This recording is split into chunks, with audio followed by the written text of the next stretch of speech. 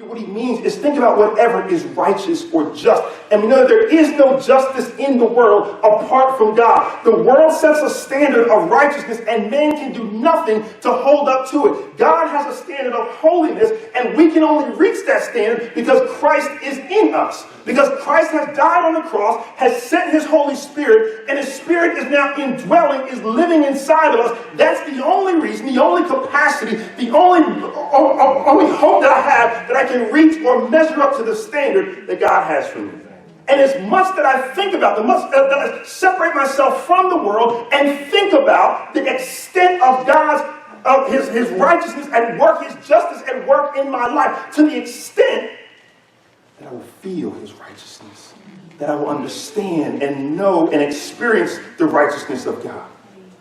If my mind is focused on the unrighteousness and the injustice that is happening in the world, that is happening in my home, that is happening to my heart, that's going on in my school, that teacher is unfair. If I keep my mind stayed on that, then I'll never have my mind on God.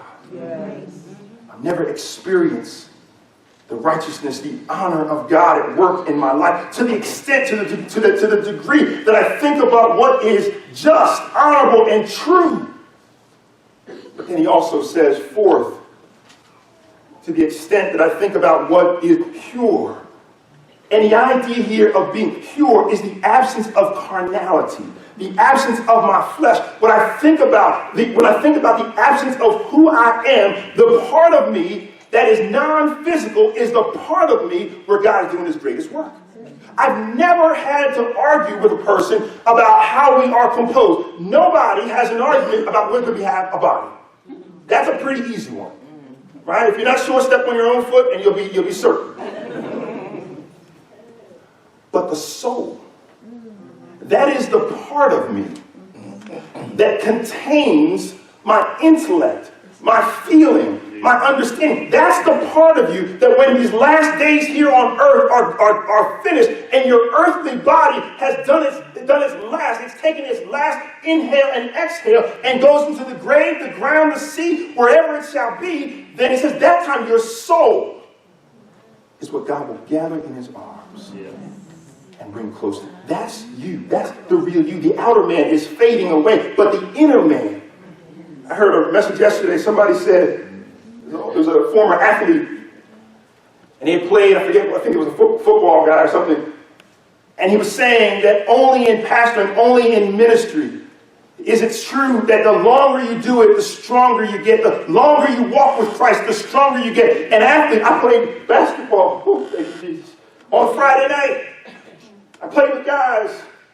I told one of the guys, he was guarding me, and I said, last time I played basketball was about 20 years ago. And we got to talking. I said, by the way, how old are you? He said, 25. I said, Lord, give me strength. The outer man is fading away. I can't jump like I used to jump. Someone was saying, dunk the ball, Dad. I said something. I couldn't do that in my prime. I definitely not going to try that right now. But the soul, the more that we spend time thinking about God, gets stronger and stronger and stronger. And the teaching here, the admonition here, is that we as Christians can't have our souls intermingled with all this worldly stuff. But for so long, where the soul gets degraded, he says, think about things that are pure.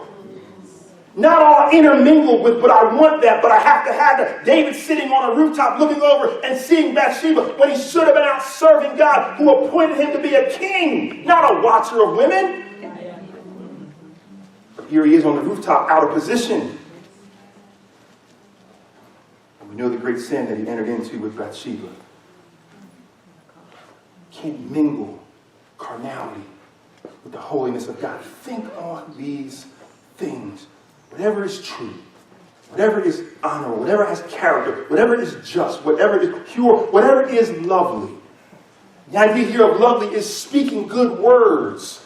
It's the goodness of word. When you think about God's word, does it speak to your soul? Think about it.